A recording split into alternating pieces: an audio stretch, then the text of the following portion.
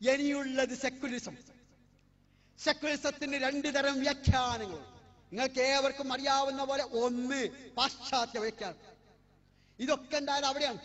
അതുകൊണ്ട് അവിടെ അവരുടേതായ ഭാഷയിൽ പറഞ്ഞവർ എൻസൈക്ലോപീഡിയ ബ്രിട്ടാനിക്ക, ചേംബേഴ്സ് എൻസൈക്ലോപീഡിയ, അതുപോലെ തന്നെ ജോർഡ്, ഇങ്ങനെയുള്ള ദാർശനികന്മാരെല്ലാം പറഞ്ഞു മനുഷ്യ ജീവിതത്തിൽ നിന്ന് മതത്തെ മാറ്റി നിർത്തുന്നതിനാണ് സെക്യുലറിസം എന്ന് പറയുക. ദൈവത്തെയും മതത്തെയും മനുഷ്യ ജീവിതത്തിൽ നിന്ന് മാറ്റി നിർത്തുന്നതിനാണ് സെക്യുലറിസം എന്ന് പറയുക എന്ന് പറഞ്ഞു. ആ സെക്യുലറിസത്തെ ആണ് യഥാർത്ഥത്തിൽ 1940കളിൽ സെയ്ദ് അബുൽ ആല മൗദൂദി അദ്ദേഹത്തിന്റെ മതേതരത്വം, ജനാധിപത്യം, ദേശീയത്വം, സ്വാതന്ത്ര്യ വിഷയത്തിൽ എതിർത്തത്. ശരി.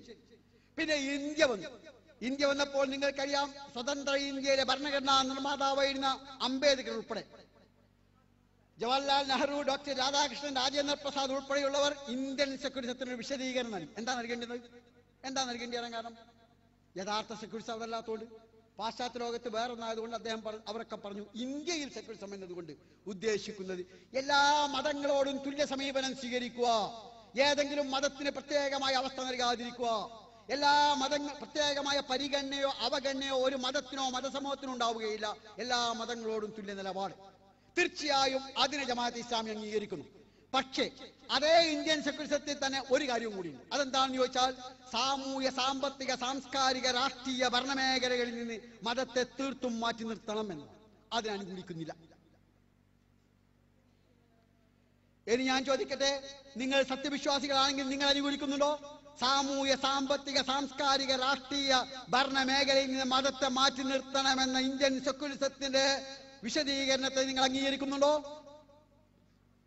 ഞങ്ങൾ സത്യവിശ്വാസികൾ എല്ലാ മതങ്ങളോടും തുല്യ നിലപാട്. തീർച്ചയായും അതിനെ ജമാഅത്തെ ഇസ്ലാമി അംഗീകരിക്കുന്നു. പക്ഷേ അതേ ഇന്ത്യൻ സെക്യുലറിസത്തിൽ തന്നെ ഒരു കാര്യവും കൂടിയുണ്ട്. അതെന്താണെന്ന് ചോദിച്ചാൽ, സാമൂഹ്യ, സാമ്പത്തിക, സാംസ്കാരിക, രാഷ്ട്രീയ, ഭരണമേഖലകളിൽ നിന്ന് മതത്തെ തീർത്തും മാറ്റി നിർത്തണം എന്ന് അതിനെ അനുകൂലിക്കുന്നില്ല. ഇനി ഞാൻ ചോദിക്കട്ടെ, നിങ്ങൾ സത്യവിശ്വാസികളാണെങ്കിൽ നിങ്ങൾ അനുകൂലിക്കുന്നുണ്ടോ? സാമൂഹ്യ, സാമ്പത്തിക, സാംസ്കാരിക, രാഷ്ട്രീയ, ഭരണമേഖലയിൽ നിന്ന് മതത്തെ മാറ്റി നിർത്തണമെന്ന ഇന്ത്യൻ സെക്യുലറിസത്തിന്റെ വിശദീകരണത്തെ നിങ്ങൾ അംഗീകരിക്കുന്നുണ്ടോ? ഞങ്ങൾ സത്യവിശ്വാസികൾ അംഗീകരിക്കുക സാധ്യമല്ല. അതേസമയം എല്ലാ മതസമൂഹങ്ങളോടും എല്ലാ ജനവിഭാഗങ്ങളോടും ഒരേ സമീപനം സ്വീകരിക്കുക, ആർക്കും പ്രത്യേകമായ പരിഗണനയോ അവഗണനയോ ഉണ്ടാവാതിരിക്കുക എന്ന ഇന്ത്യൻ സെക്യുലറിസത്തിന് നൽകപ്പെട്ട വിശദീകരണങ്ങളോട് 100% യോജിക്കുകയും ചെയ്യുന്നു. അതിനാൽ ഇവിടെ സെക്യുലറിസത്തിന് പകരം ഇന്ത്യയിൽ വരാനുള്ളത് വർഗീയ ഫാഷിസമായതുകൊണ്ട് വർഗീയ ഫാഷിസത്തെക്കാളേറെ ഗുണകരമായത് മതേതര ജനാധിപത്യമാണ് എന്നതുകൊണ്ട് യാതൊരു സംശയമില്ല. ഇന്ത്യൻ ജമാഅത്തെ ഇസ്ലാമി മതേതര ജനാധിപത്യത്തെ പിന്തുണക്കുന്നു. അപ്പൊ ഇത് മുമ്പ് പറഞ്ഞതിനെതിരാണോ? മുമ്പ് പറഞ്ഞതിനോട് കേൾക്കൊണ്ട് മനസ്സിലായിട്ടെങ്കിൽ എതിരാണ്, മനസ്സിലായതിരുമല്ല. ഇതാ സംഭവം. പറഞ്ഞത് മനസ്സിലായാൽ എതിരല്ല, മനസ്സിലായില്ലെങ്കിൽ എതിരാണ്. അഖഫുല്ലറൈൻ, രണ്ട് തിന്മകളിൽ ലഘുവായ തിന്മയെ സ്വീകരിക്കുവാൻ പലപ്പോഴും സമൂഹം നിർബന്ധിതമാണ്. അതിന്റെ അർത്ഥം അതിനുള്ള നിലപാട് മാറി എന്നല്ല, ഈ സാഹചര്യത്തിൽ സ്വീകരിക്കേണ്ട സമീപനം അതാണ് എന്ന്. ഒരു സാഹചര്യത്തിലും മുഅല്ലഫത്ത് ഖുലൂബിന് സക്കാത്തില്ല എന്നല്ല, ഒരു സാഹചര്യത്തിലും യുദ്ധഭൂമി സൈനികർക്ക് വായിച്ചു കൊടുക്കൂല എന്നല്ല, ഒരു സാഹചര്യത്തിലും യുദ്ധകാലത്ത് കല്യാണം കഴിച്ച പെണ്ണെ പിന്നെ കെട്ടാൻ പാടില്ല എന്നല്ല, ആ സാഹചര്യത്തിന് ബാധകമാണ്.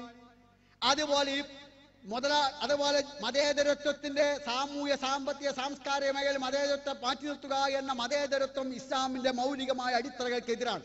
പക്ഷെ എതിരാണെങ്കിൽ കൂടി ഇന്ത്യയിൽ വരാനുള്ളത്, അത് പോയാൽ വരാനുള്ളത് വർഗീയ ഫാഷിസമായതുകൊണ്ട് അതിനേക്കാൾ നല്ലത് മതേതര ജനാധിപത്യമാണ്.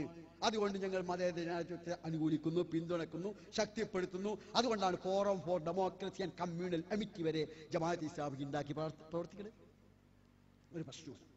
അപ്പോൾ മതേതരത്വത്തോട്